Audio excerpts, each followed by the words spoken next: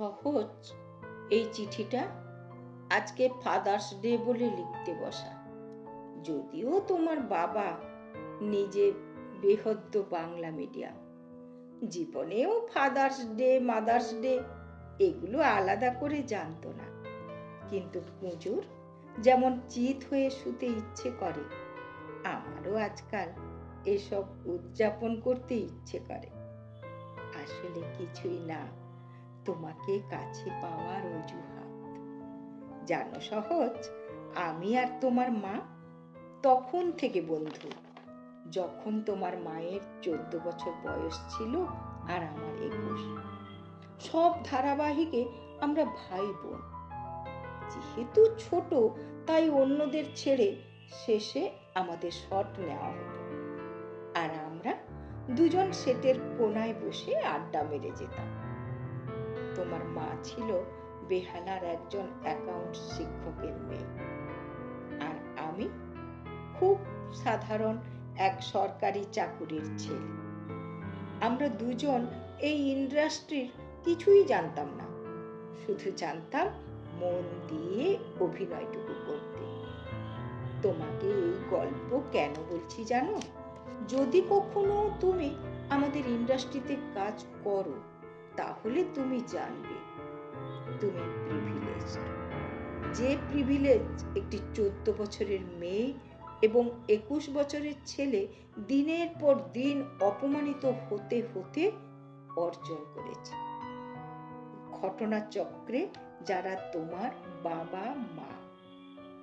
এই ইন্ডাস্ট্রিতে সত্যি যদি কাজ করতে ইচ্ছা হয় তোমার, আমি তোমাকে অনুরোধ করব, প্রত্যেকটা মানুষকে তার প্রাপ্য সম্মান দিও। কারণ যে মানুষটি তোমাকে চা দিচ্ছেন, তিনি হয়তো তোমার বাবা মাকেও ছোট দেখেছেন। উপার্জন আর ক্ষমতার আতস কাজ দিয়ে যারা মানুষকে দেখে, তাদের মতো অশিক্ষিত এই পৃথিবীতে কেউ নেই। এরকম অশিক্ষায় তুমি বড় হবে না, এইটুকু আশা তো করতেই পারি। কি বলো?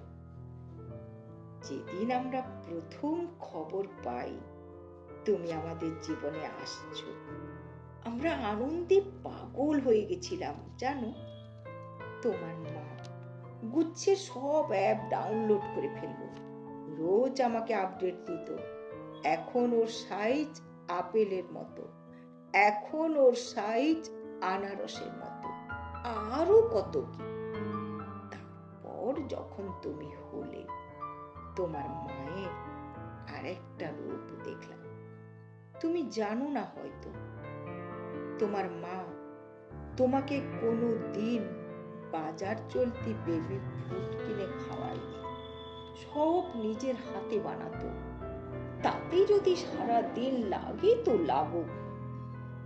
তোমার মায়ের তোমার জন্য অনেক সংগ্রাম, অনেক আত্মত্যাগ। তুমি কতটা মনে রাখবে তা তোমার সিদ্ধান্ত।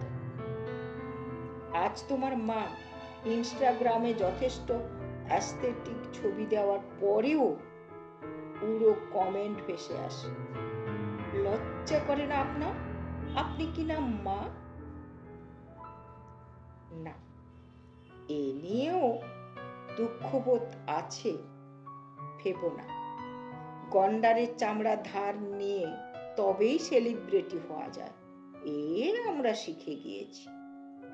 শুধু তোমাকে বলছি তোমার মায়ের লড়াইয়ের একটা আন্দাজ দেওয়ার জন্য। আমরা সন্তানেরা শুধু মায়ের বুকের ওমটুকু টের পাই, পিঠে কতগুলো ছুরি গাঁথা আছে দেখতে পাই না।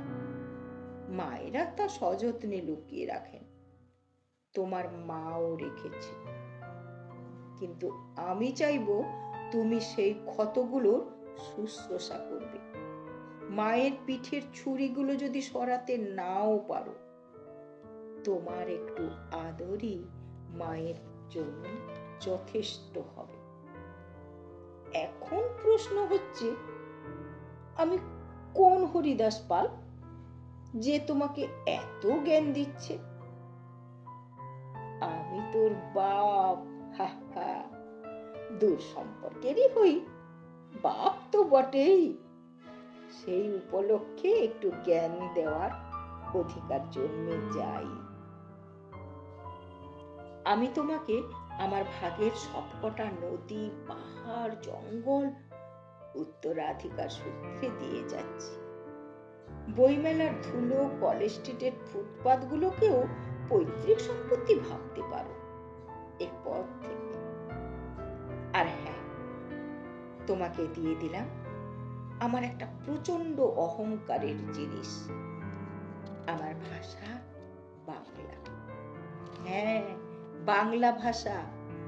আর শুধু সেই বাংলা ভাষা নয় যেটা আমরা দক্ষিণ কলকাতায় বলি, বাংলা তার সমস্ত উপভাষা, ডায়ালেক্ট নিয়ে যে প্রবল ঐশ্বর্যের অধিকারী, সেই সব ঐশ্বর্য তোমাকে দিয়ে দিলাম।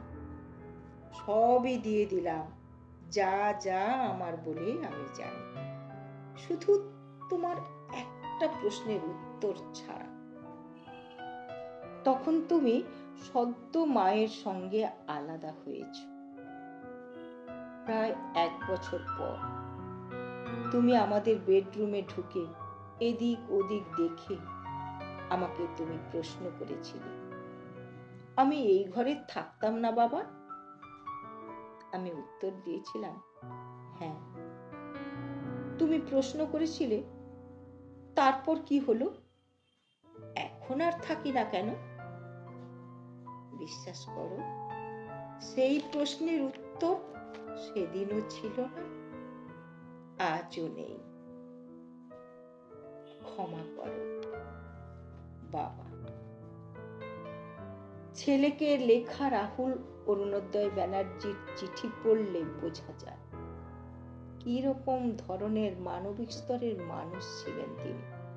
স্ত্রীকে কতটা সম্মান দিতেন, শুধু তাই নয়, সহজকে মানুষ বা বড় করার পেছনে তার মায়ের কি অবদান ছিল তা সহজকে বলেছেন, যা বেশিরভাগ সন্তানরা বুঝতেই পারে না, যে তাদেরকে যে মা এই পৃথিবীতে এনেছে এবং বড় করার পেছনে সেই মায়ের কি অবদান থাকে। আমার মনে হয় রাহুলের মতো প্রত্যেক বাবার উচিত সন্তানের পেছনে মায়ের অবদান, ও মায়েরও উচিত সন্তানকে বড় করার ব্যাপারে বাবার অবদান কি তা ছোটবেলায় তাকে জানান। আপনার পুত্র সহজকে লেখা এই চিঠি সমগ্র জনগণের মধ্যে শেয়ার করি আপনাকে আমার অনেক অনেক আন্তরিক শ্রদ্ধা জানালাম। আপনি যেখানে